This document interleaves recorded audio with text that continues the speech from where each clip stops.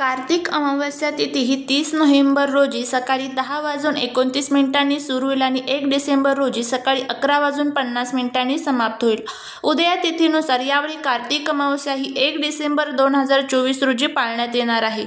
अमावस्या तिथीला आपल्या हिंदू धर्मात खूप धार्मिक आणि आध्यात्मिक महत्त्व आहे।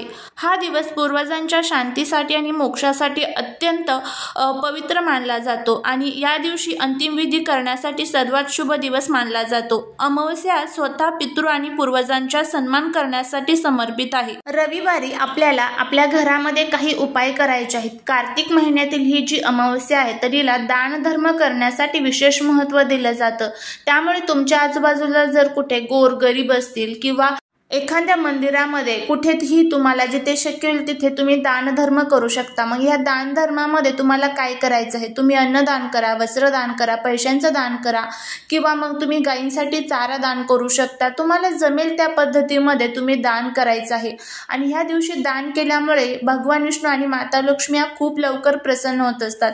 तर अमावस्येच्या दिवशी आपल्याला आपल्या घरामध्ये काही उपाय करायचे आहेत। बघा, आपल्या घरामध्ये खूप पैसा येतो पण तो पैसा टिकत नाही किंवा आपण कष्ट करतो पण त्या कष्टाचं, त्या मेहनतीचं फळ जे आहे, जे चीज आहे तर ते आपल्याला मिळत नाही। कुठेतरी काहीतरी अडचण येत असतात। घरामध्ये वास्तुदोष असू शकतो, पितृदोष असू शकतो, ग्रहदोष असू शकतो। या ज्या अडचणी आपल्या बरोबर आहेत आणि त्यामुळे काय होतं की आपल्याला प्रत्येक कामामध्ये अपयश येतं किंवा प्रत्येक कामामध्ये आपल्याला संकट आणि अडचणींचा सामना करावा लागतो। ह्या ज्या संकटांना किंवा ह्या ज्या अडचणींना आपण सामोरे जात आहोत तर ते दूर करण्यासाठी अमावस्या तिथी ही खूप महत्त्वाची मानली जाते। आता प्रत्येक महिन्यामध्ये अमावस्या येते आणि अमावस्येच्या वेळेस तुम्ही असं प्रामुख्याने बघा की ज्यावेळेस अमावस्या तिथी येते ना जवळ किंवा पौर्णिमा तिथी जवळ येते त्यावेळेस तुमच्या घरामध्ये भांडण, कटकट, वादविवाद हे खूप मोठ्या प्रमाणामध्ये वाढत असतात। छोट्या छोट्या कारणांवरनं घरामध्ये या तिथींच्या वेळेस खूप मोठ्या प्रमाणामध्ये भांडण होत असतं। असं का होतं? कारण त्यावेळेस ज्या नकारात्मक शक्ती असतात ना तर त्या खूप मोठ्या प्रमाणामध्ये जागृत असतात। आता अमावस्या हा जो दिवस आहे तर तो वाईट अजिबात नसतो। अमावस्येच्या दिवशी बघा आपण लक्ष्मी पूजन करत असतो, इतका मोठा दिवस आपण या दिवशी साजरा करत असतो। तर अमावस्या हा दिवस वाईट कसा असू शकतो? त्यामुळेच अमावस्या तिथीला आपल्याला लक्ष्मी प्राप्तीसाठी, धन प्राप्तीसाठी, घरातील धन जे आहे तर ते स्थिर ठेवण्यासाठी एक अतिशय प्रभावी असा हा उपाय करायचा आहे। आता हा उपाय कशा पद्धतीने करायचा याबद्दलची संपूर्ण माहिती या आजच्या व्हिडिओमध्ये आपण घेणार आहोत। त्यामुळे जर तुम्हाला हा व्हिडिओ आवडला तर चॅनलला सबस्क्राईब करून शेजारील बेल आयकॉनलाही प्रेस करा, म्हणजे माझ्या सर्व नवीन व्हिडिओंचं नोटिफिकेशन तुम्हाला मिळेल आणि तुम्ही एक पण व्हिडिओ मिस करणार नाही। त्याचबरोबर कमेंटमध्ये जय माता लक्ष्मी लिहायला अजिबात विसरू नका। तर कार्तिक अमावस्या रविवारी आहे। रविवारी तुम्हाला सकाळी लवकर उठायचं आहे, स्वच्छ आंघोळ करायची आहे आणि त्यानंतर सर्वात पहिलं उठल्यानंतर आपल्याला एक काम करायचं आहे, ते म्हणजे एक तांब्याभर पाणी घ्यायचं आहे, त्यामध्ये थोडीशी हळद आणि थोडंसं गोमूत्र टाकायचं आहे आणि हे तांब्याभर पाणी तुम्हाला तुमच्या मुख्य दरवाजामध्ये टाकायचं आहे। हे का टाकायचं? कारण अमावस्येला आपले पूर्वज जे असतात तर ते आपल्या दरवाजाच्या बाहेर येऊन बसलेले असतात आणि बघत असतात की आपल्यासाठी कोण किती उपाय करत आहे, कोण किती सेवा करत आहेत। हे तांब्यावर पाणी टाकल्यामुळे त्यांच्या आत्म्याला शांती मिळत असते, त्यांना तृप्ती मिळत असते। त्यामुळे न विसरता हा उपाय करायचा आहे आणि हे दर अमावस्येला करायचं आहे। तुम्ही एक अमावस्या करणार आणि नंतर सोडून देणार हे चालणार नाही। त्यामुळे दर अमावस्येला तुम्हाला हा पाण्याचा उपाय करायचा आहे। अगदी साधा आणि सोपा आहे। त्यानंतर आपल्याला आपल्या रोजची जी घरातली देवपूजा असेल तर ती करून घ्यायची आहे। भगवान सूर्यदेवांना अर्घ्य अर्पण करायचं आहे। अर्घ्य अर्पण करत असताना त्यामध्ये काळे तीळ टाकायचे आणि त्यानंतर ओम गृहिणी सूर्याय नमः या मंत्राचा जप करत करत तुम्हाला हा अर्घ्य अर्पण करायचा आहे। त्यानंतर घरामध्ये धूप, दीप, अगरबत्ती संपूर्ण घरामध्ये दरवळला पाहिजे। घरातील जी नकारात्मकता आहे तर ती नष्ट झालीच पाहिजे, अशा पद्धतीचं वातावरण हे आपल्याला या दिवशी आपल्या घरामध्ये ठेवायचं आहे।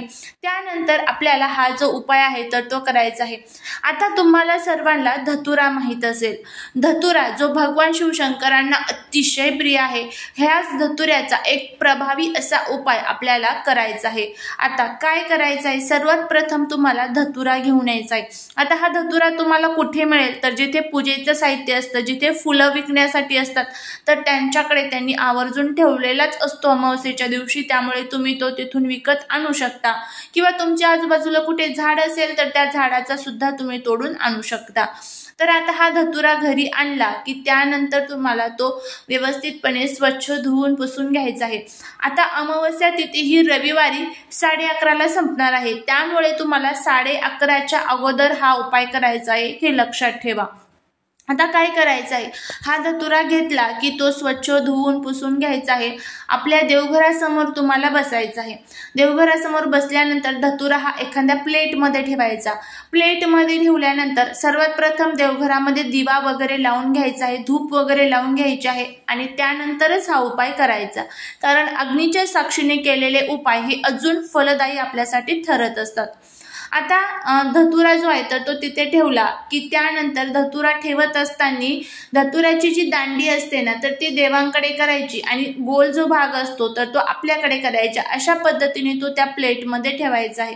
प्लेटमध्ये ठेवल्यानंतर तुम्हाला एक थोडंसं दूध घ्यायचं आहे, थोडंसं पाणी घ्यायचं आहे। त्यानंतर सर्वात प्रथम ओम नमः शिवाय म्हणत म्हणत पाण्याने सर्वात प्रथम अभिषेक करायचा, परत दुधाने करायचा, परत पाण्याने करायचा। आता हे जे खाली पाणी तयार झालेलं आहे तर ते एखाद्या झाडाला तुम्ही टाकून देऊ शकता। त्यानंतर धतुरा व्यवस्थितपणे स्वच्छ धुवून पुसून घ्यायचा आहे आणि नंतर परत त्या प्लेटमध्ये तुम्हाला तो ठेवायचा आहे।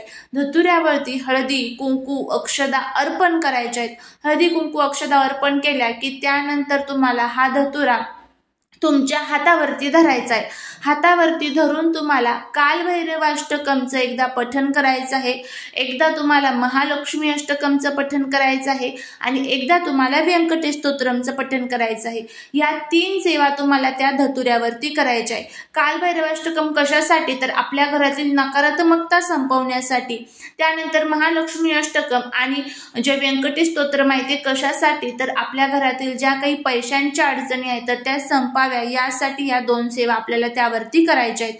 आता हे संपूर्ण झालं की त्यानंतर हा धतुरा जो आहे तर तो तुम्हाला आपल्या घरामध्ये जे शिवलिंग असतं, प्रत्येकाच्या देवघरामध्ये शिवलिंग असतं तर त्या शिवलिंगावरती तुम्हाला तो समर्पित करायचा आहे, म्हणजेच तिथे तो शिवलिंगावरती अर्पण करायचा। तिथे शिवलिंगाच्या खाली बाजूला कुठेही तुम्ही ठेवू शकता तरीही चालेल।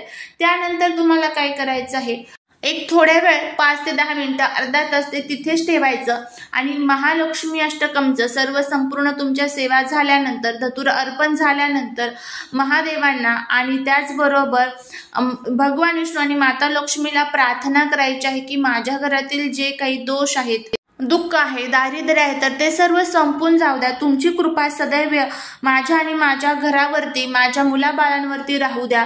घरातील ज्या काही वाईट शक्ती, करणे बाधा, इडापिडा, नकारात्मकता आहे तर ते सर्व संपून जाऊ द्या, अशी आपल्याला त्यांना प्रार्थना करायची आहे। आता त्यानंतर तुमची संपूर्ण प्रार्थना झाली, थोड्या वेळ तुम्ही तिथे तो धतुरा ठेवला, नंतर तो उचलून घ्यायचा आहे। उचलून घेतल्यानंतर संपूर्ण घरातून तो तुम्हाला फिरवायचा आहे। आपलं हॉल, किचन, बेडरूम संपूर्ण घरातून फिरवायचा, फक्त आपल्या बाथरूममध्ये न्यायचा नाहीये। संपूर्ण घरातून फिरवला की त्यानंतर एक लाल कलरचा कपडा घ्यायचा। लाल कलरचा कपडा घेतला की त्यामध्ये तो बांधायचा आहे।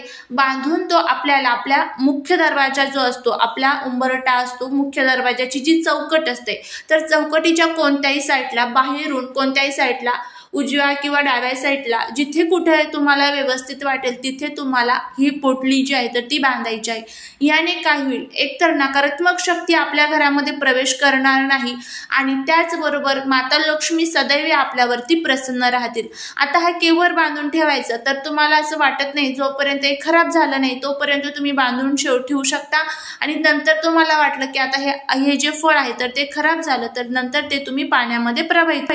तर अशा पद्धतीने आपल्याला हा उपाय करायचा आहे। एक 5 ते 6 दिवस जरी ते उंबरट्यावरती राहिलं तरीही चालेल, नंतर ते तुम्ही पाण्यामध्ये प्रवाहित करू शकता, जेणेकरून घरामध्ये ज्या काही नकारात्मक शक्ती आहेत त्याही नष्ट होतील आणि त्याचबरोबर माता लक्ष्मीची आपल्यावरती भरभरून कृपा होईल। करून बघा, नक्कीच तुम्हाला त्याचा फायदा होईल। झालेली सेवा ही महाराजांच्या चरणी रुजू करते। व्हिडिओ जर आवडला असेल तर लाईक, शेअर आणि सबस्क्राईब करा। श्री स्वामी समर्थ।